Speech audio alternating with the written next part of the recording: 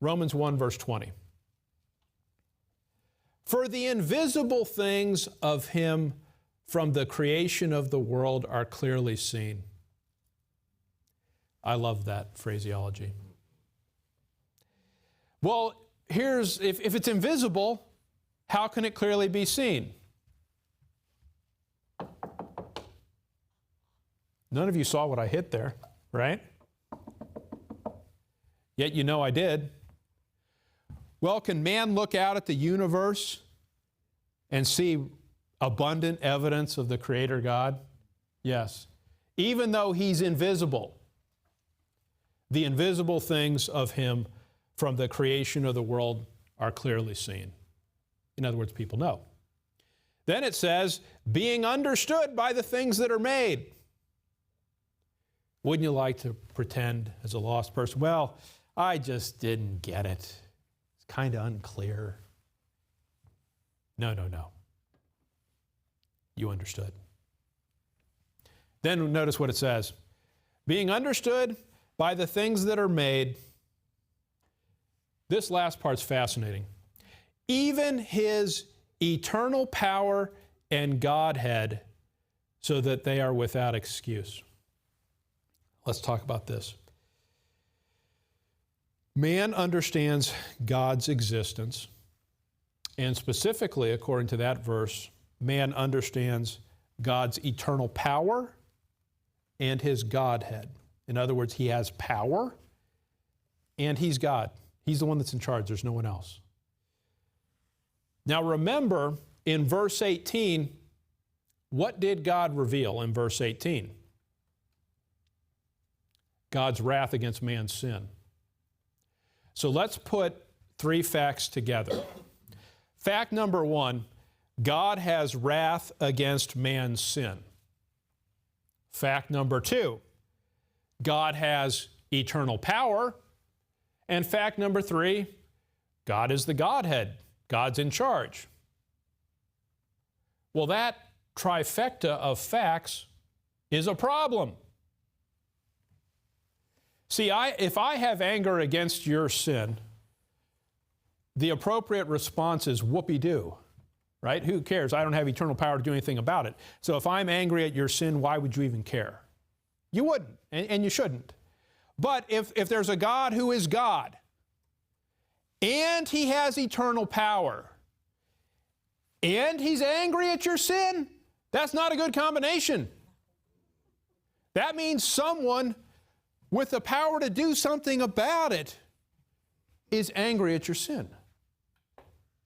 And those simple truths man detests because it says he's in trouble.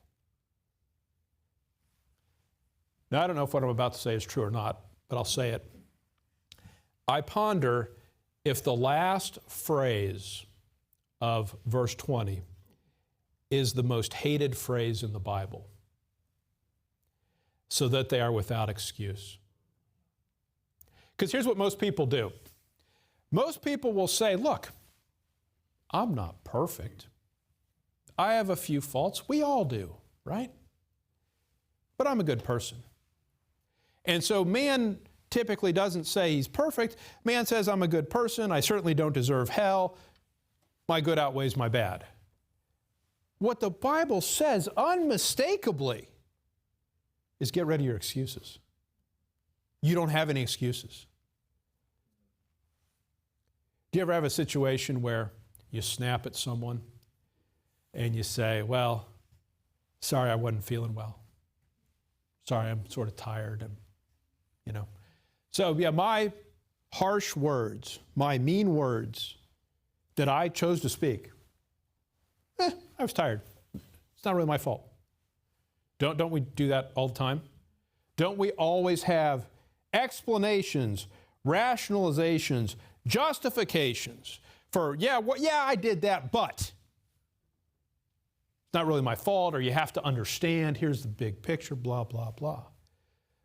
The last words of verse 20, so that they are without excuse.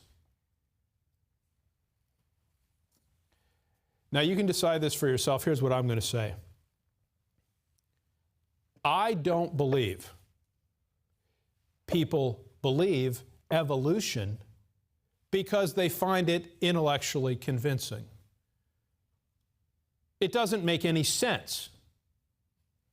You start off with random proteins, and then they randomly, without any direction, assemble themselves into more complex proteins, and they eventually become life. And there's a fish, and the fish is swimming along, and then he starts to grow an arm, and then he grows another arm, and then that's all just silly talk.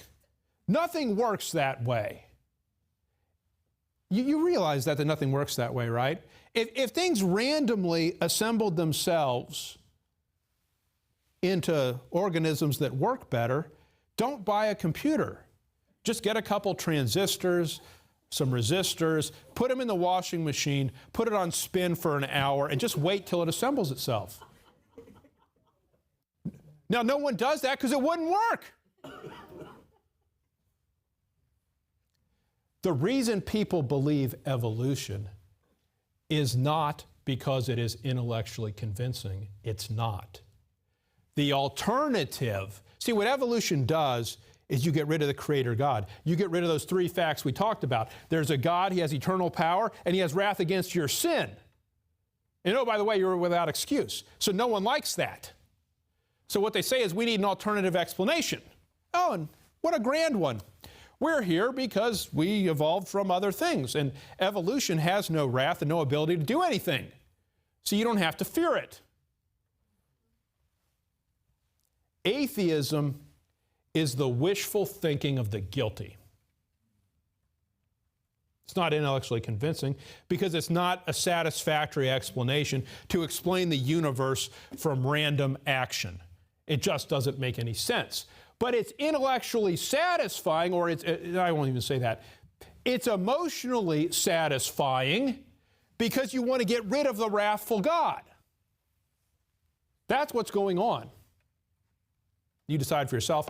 I think Romans 1 tells you more about human psychology than all of man's wisdom put together. Romans 1 explains why people behave the way they do.